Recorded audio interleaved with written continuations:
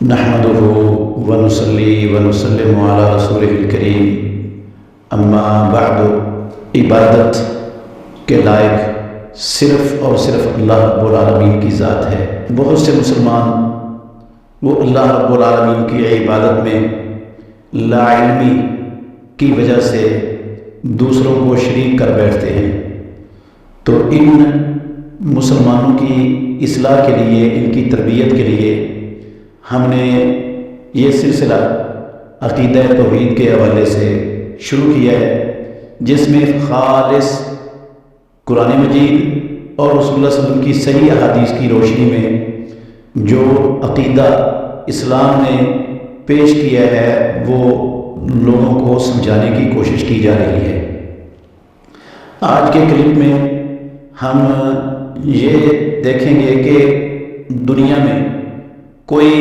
مجبور مقہور انسان جب وہ کسی کو ما فوق الاسباب مدد کے لیے پکارتا ہے تو اس کی پکار کو سننے قبول کرنے والے اور اس کی مدد کو پہنچنے والے کائنات میں کون ہیں؟ تو ہمیں قرآن مجید فرقان حمید سے اور رسول مکرم صلی اللہ علیہ وسلم کی صحیح احادیث سے یہ بات روز روشن کی طرح واضح ہو جاتی ہے کہ وہ ذات صرف اور صرف اللہ وحدہ لا شریک کی ہے۔ مدد دو قسم کی ہے، ایک مدد ہے ما فوق الاسباب اور ایک مدد ہے ما تحت الاسباب۔ ما تحت الاسباب کا مطلب یہ ہے کہ جو کسی انسان کے اختیار میں ہے، اس کے بس میں ہے، وہ دوسرے کی مدد کرنے کی طاقت اور اختیار رکھتا ہے۔ مثال کے طور پر ایک بندے نے گندم کی بوری اٹھا کر اپنے کندھوں پر رکھنی ہے تو وہ کسی دوسرے صحت مند ہاتھوں پاؤں والے تندرست آدمی کو، طاقتور کو کہتا ہے بھئی میری مدد کرو، یہ اٹھوا کر میرے کندھوں پر رکھوا دو۔ یا ایک طالب علم ہے، اس کو عربی کا یا انگلش کا کوئی پیرا سمجھ نہیں آ رہا، وہ کسی پڑھے لکھے کے پاس جاتا ہے، اس کو کہتا ہے مجھے یہ پیرا سمجھا دو تو میری مدد کرو اس میں۔ یا ایک نیا بندہ کسی علاقے میں آیا ہے، وہ ایک منزل تک پہنچنا چاہتا ہے، اسے علم نہیں ہے، وہ وہاں کے جاننے والے سے سوال کرتا ہے میری مدد کرو، مجھے اس ایڈریس پر پہنچا دو۔ تو یہ جو شخص ہے یہ مدد کرنے کی طاقت رکھتا ہے۔ ایسی مدد ایسے بندے سے جو آپ کے سامنے موجود ہے اور اس کے اندر طاقت بھی ہے، استطاعت بھی ہے، تو ایسی مدد مانگنا اس کو کہتے ہیں ما تحت الاسباب۔ یہ مدد کسی سے بھی جو اس کی طاقت رکھتا ہے اس سے مانگی جا سکتی ہے۔ ایک مدد ہوتی ہے ما فوق الاسباب، مثلا اولاد دینا، بیٹے عطا کرنا، ہدایت دینا، تندرستی اور شفا دینا، روزی میں برکت دینا، حکومت عطا کرنا وغیرہ۔ اس طرح کی جو چیزیں ہیں نا، اس میں اللہ رب العالمین کے سوا کسی سے مدد مانگنا، کسی اللہ کے نیک بندے سے یا کسی فوت شدہ ہستی سے جو موجود ہی نہیں ہے اور سن بھی نہیں سکتی، یہ ما فوق الاسباب مدد ہے، اور یہ ایسی مدد صرف اور صرف اللہ رب العالمین سے مانگی جا سکتی ہے جو خالق نہ ہو، پیدا کرنے والا نہ ہو،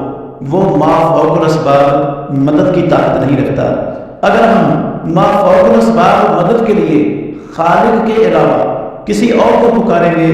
تو وہ اللہ کی عبادت میں اس کو شریک بنا بیٹھیں گے اور یہ شرک ہو جائے گا اور زندگی کی ساری نیکیاں اور اعمال برباد ہو جائیں گے۔ قرآن مجید میں اللہ رب العالمین نے فرمایا قُلْ أَرَأَيْتُمْ مَا تَدْعُونَ مِن دُونِ اللَّهِ، کہہ دیجیے اے محمد رسول اللہ صلی اللہ علیہ وسلم مجھے دکھاؤ جن کو تم اللہ رب العالمین کے سوا ما فوق الاسباب مدد کے لیے پکارتے ہو، ارونی ماذا خلقوا من الارض، مجھے دکھاؤ انہوں نے زمین میں سے کس چیز کو پیدا کیا ہے، وہ کس چیز کے خالق ہے۔ ام لہم شرک فی السماوات، یا ان کے لیے آسمانوں کو بنانے میں کوئی شراکت ہے۔ ایتونی بکتاب من قبل ھذا او اثارۃ من علم ان کنتم صادقین، اگر تم سچے ہو اس بات میں کہ وہ بھی مدد کر سکتے ہیں تو مجھے پہلی آسمانی کتابوں میں سے کوئی کتاب کی دلیل لا کر دے دو، یا علم کی کوئی نقل شدہ بات ہی ایسی بتا دو جس سے پتہ چلتا ہو، جو دلیل بننے کی صلاحیت رکھتی ہو کہ وہ بھی جو خالق نہ ہو وہ بھی مدد کر سکتا ہے ما فوق الاسباب۔ قرآن مجید کے الفاظ سے صاف معلوم ہوتا ہے یہ میرا فتویٰ نہیں ہے، نہ کسی عالم کی بات ہے، اللہ رب العالمین نے فرمایا ایشرکون ما لا یخلق وهم یخلقون، کیا دنیا والے لوگ وہ ان لوگوں کو اللہ رب العالمین کا شریک بناتے ہیں جو کسی چیز کے خالق ہے ہی نہیں اور وہ خود مخلوق ہے، پیدا کیے ہوئے، تو ان کو اللہ رب العالمین کے ساتھ شریک بناتے ہیں۔ اس کا مطلب ہے جو خالق نہیں ہے، جب اس کو مدد کے لیے ما فوق الاسباب مدد کے لیے پکارا جائے گا تو وہ اللہ رب العالمین کا شریک بن جائے گا۔ یہ کام تو صرف اللہ رب العالمین کا ہے۔ تو ما فوق الاسباب مدد کرنے کے لیے اس کا خالق ہونا، اس کا قادر ہونا، اس کا حاضر ہونا اور اس کی مدد کی قدرت رکھنا یہ ضروری ہے، اور یہ اللہ رب العالمین کی صفات ہے۔ اللہ رب العالمین کے علاوہ کسی میں یہ پائی ہی نہیں جا سکتی۔ تو جب ہم کسی اور کو پکاریں گے تو اس کو ہم اللہ کا شریک بنا کر اپنے اعمال کو ضائع کر بیٹھیں گے۔ اسی طرح اللہ رب العالمین نے اپنا تعارف کرواتے ہوئے فرمایا یولج اللیل فی النہار ویولج النہار فی اللیل، یہ سورہ فاطر کی 13 اور 14 نمبر آیت ہے۔ وہ داخل کرتا ہے رات کو دن میں اور دن کو رات میں۔ وسخر الشمس والقمر، اس نے مسخر کیا ہے سورج کو اور چاند کو، کل یجری لاجل مسمى، ان میں سے ہر ایک اپنی مقررہ مدت کے لیے چل رہا ہے جو اللہ نے اس کی مدت مقرر کی ہے۔ ذالکم اللہ ربکم، فرمایا اللہ نے یہ ہے اللہ تمہارا جو تمہارا پروردگار ہے۔ لہ الملک، ساری کائنات کی بادشاہی صرف اسی کی ہے۔ والذین تدعون من دونہ، اور جن کو تم اللہ کے سوا ما فوق الاسباب مدد کے لیے، حاجت روائی کے لیے، مشکل کشائی کے لیے جن کو تم پکارتے ہو، جن کے ناموں کی دہائی دیتے ہو، لا یملکون من قطمیر، وہ ان کا بادشاہ ہونا وہ تو ان کی بات ہے، وہ بیچارے تو کھجور کی گٹھلی کے اوپر جو باریک جھلی ہوتی ہے اس کے بھی مالک نہیں ہے، نہ وہ اس کو بنا سکتے ہیں، نہ پیدا کر سکتے ہیں، نہ کسی کو عطا کر سکتے ہیں۔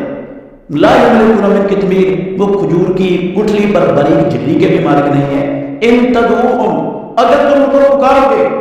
مدد کے لیے، ما فوق الاسباب مدد کے لیے، المدد یا فلان یا فلان المدد کے نعرے لگاؤ گے، دعائی دو گے، ان کو پکارو گے حاجت روائی مشکل کشائی کے لیے،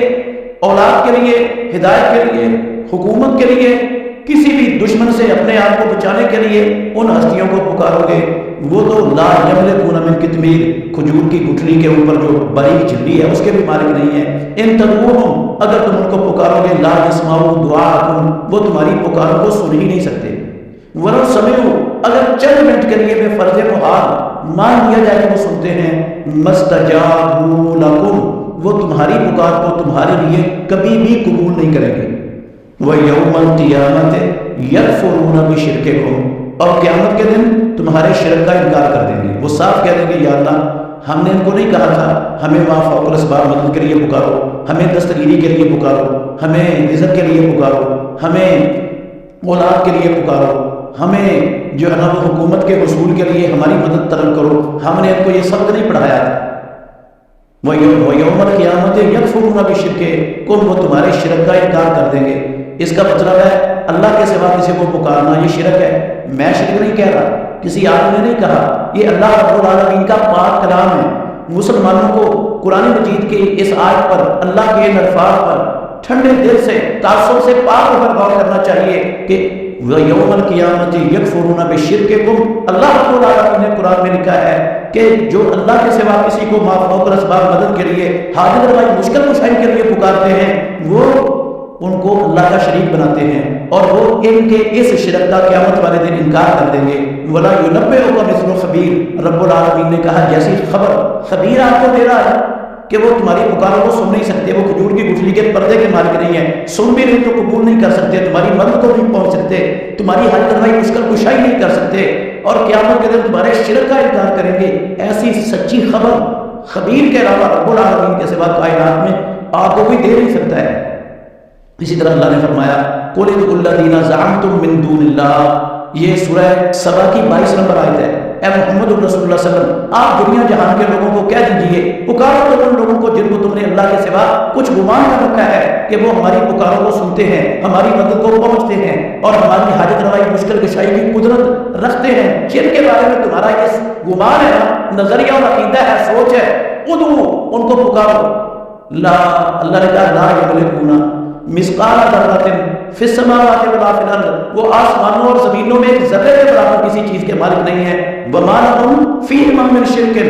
اور ان کے لیے آسمانوں زمینوں کو بنانے میں اللہ کے ساتھ کوئی شراکت داری بھی نہیں، وما له منهم من ظہیر، اور ان کے لیے اللہ رب العالمین کے ساتھ کوئی مدد کرنے والا بھی نہیں ہے کہ وہ دنیا کا نظام چلانے میں کوئی مدد کرتا ہو یا آسمان و زمین میں شریک ہو، تو اللہ نے اپنے شریکوں کو ایسا کوئی اختیار دیا ہو ما فوق الاسباب مدد کرنے کا، حاجت روائی مشکل کشائی کرنے کا، ایسی بات ہی نہیں ہے، تو وہ تو ایک ذرے کے برابر کسی چیز کے مالک نہیں ہے، تو جو ایک ذرے کے برابر کسی چیز کا مالک نہ ہو، تو جب اس کو ما فوق الاسباب مدد کے لیے پکارا جائے، ہدایت کے لیے پکارا جائے،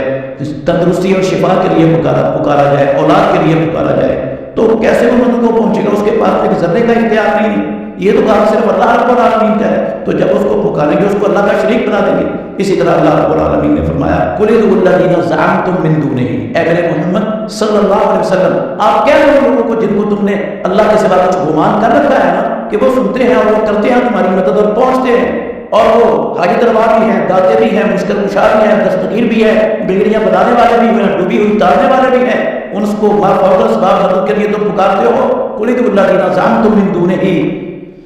جن کو تم پکارو کہو ان کو کہ پکارو تم ان کو جن کو تم نے اللہ کے سوا گمان کر رکھا ہے، فَلَا يَمْلِكُونَ كَشْفَ الضُّرِّ عَنكُمْ وَلَا تَحْوِيلًا، وہ تم سے دکھ درد اور تکلیف کو دور کرنے کے مالک ہے ہی نہیں، وَلَا تَحْوِيلًا، اس کو ہلکا بھی نہیں کر سکتے، اس کو تبدیل بھی نہیں کر سکتے۔ تو یہ ہستیاں جن کو اللہ کے سوا مسلمان لا علمی کی وجہ سے پکار رہے ہیں، یہ اللہ رب العالمین کا قرآن ان کے بارے میں صاف اعلان کر رہا ہے کہ وہ تو کسی چیز کے مالک نہیں، یہ کام تو صرف اللہ رب العالمین کا ہے، تو پکار کے رات تو صرف اللہ کی ذات ہے۔ اور قرآن مجید میں اللہ نے فرمایا وَمَنْ أَضَلُّ، سورہ احقاف کی 5 اور 6 نمبر آیت ہے، اس سے بڑا گمراہ کائنات میں کون ہوگا؟ مِمَّن يَدْعُو مِن دُونِ اللَّهِ، جو اللہ کے سوا پکارتے ہیں، مَن لَا يَسْتَجِيبُ لَهُ إِلَىٰ يَوْمِ الْقِيَامَةِ، جو قیامت کے دن تک ان کی پکار کو قبول ہی نہیں کر سکتے، تو وَهُمْ مَن دُعَائِهِمْ غَافِلُونَ، اور وہ ان کی دعا سے غافل ہیں۔ تو میں اپنے ناظرین، سامعین، تمام حضرات کو